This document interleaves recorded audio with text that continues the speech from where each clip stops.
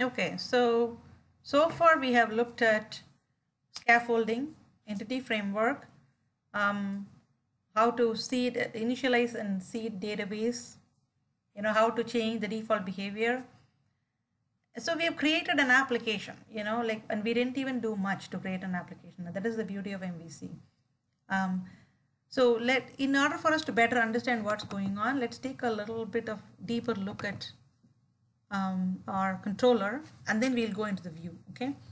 So like I said before, at the beginning of the controller, because we did a binding of a controller to a specific model, that model and the database context is being used extensively inside this. So the very first thing we can see here is the database context object has been instantiated here. Index method, what's going on here, like I showed you before, this is where the query happens. It is called as eager binding. So basically what happens is, in one shot, instead of like querying the database multiple times to get all the data, querying 3 different databases multiple times, we are just doing it really fast by using the link query. This is called as a lambda expression. It's a little more intuitive if you think about it. So from the database context, get me all the albums and include artists and genre. That's what it's saying. And then the whole albums is sent as a list to the view. So let's look at the view, the index view, and see what's going on there. Store manager index. If you see the store manager index view, the very first thing that happens is that the model is being called here. It's included here, right? So this object, this is our model, right? The .cs file. This object is being referenced in the top. So anytime, it can be like referenced easily, right? That's the whole idea. So they're setting the title of the view back here and then just calling it as index here. HTML at html.action link. This is just to create a link, right? Like ahref that we do normally. But remember, like the data that we are creating, this is in the Razor syntax, right? So there is some HTML, all the at symbols are Razor syntax.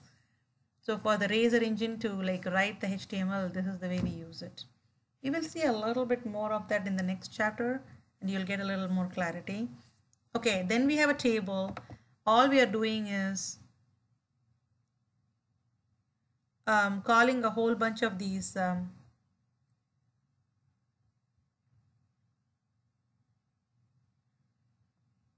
so for the model, so when we say model here, this references this model, right?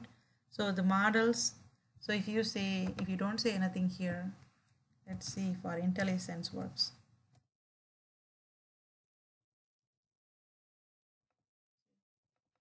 IntelliSense automatically works here. Let me undo all that. Model.artist name. So because you are saying the model is going to be album, all the album properties are available for us to use here, right? So when you say display for, the actual description of that artist is being like called for there. Here what happens is we are stepping through all the items in the model, because remember we got like a big list, right? List of all the albums, right? So this here display name for model is going to like take the title. It's going to assign a title for our application. So let's look how that looks. It's not giving us a cryptic name, but rather a nice name. So see here, these are coming. This is what happens when you give the display title. That is the name of the field itself that you want is what's coming there. And in this case, you're actually getting the data. So that's the title, that's the data. So display for name for gives you the actual title, the display name. And then here we are getting the actual data. So when you say display for, you're taking from this item variable, you're getting the artist's name like that.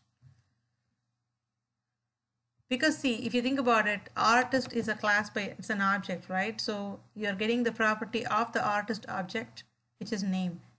And then you're getting the property of the genre object and you're getting the name. So these are more aggregated objects. Remember that one. This is just a property directly. And then we want to like link to edit, details, and delete. Okay, so these are going to be, we are going to like, when we say this action link, so see how you can see that it says link text. So what's the text supposed to be? Then the action name, and that is edit, and then the route values, right? So all of them are being sent. So it will call the URL routing edit with this parameter.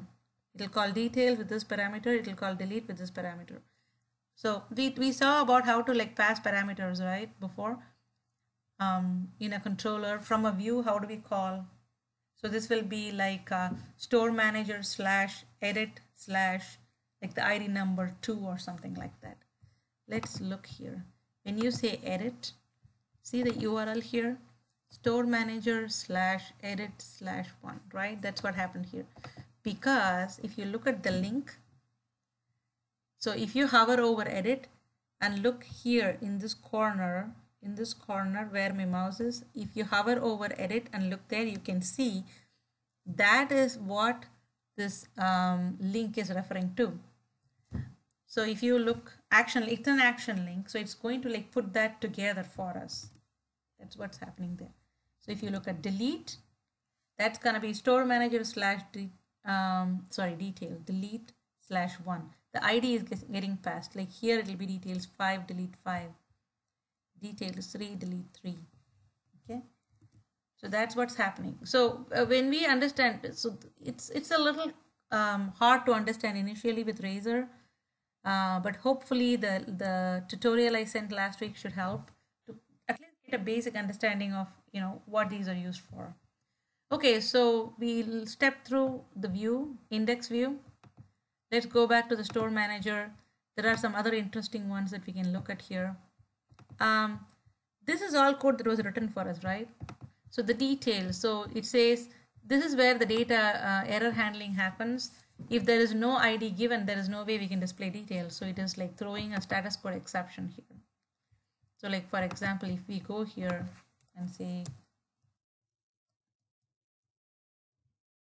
that's a bad request. That's what it's saying. That's a good request, but not having a parameter, it throws an exception. Instead of giving something that's not meaningful, we are throwing the HTTP status code bad request. So this is part of error handling, right? So if that is not happening, if there is an ID, I hope that you are familiar with this. It's a not nullable. That's what it's a nullable object here, int with a question mark, right? So it's looking to see, this is again a database query, right? We use the ID. Let's say the ID is 5. We are saying database albums find 5. So it finds that entry and populates this object. So this is happening because of entity framework. Okay. And then we are checking to see if the album is null. If it's not null, then we send that album to the view, the details view. So if we go to the view details, again, we are defining the model here. So we can, anywhere you say model, you're referencing this model, right? So again, you have like title for all these guys. And then you have the links here.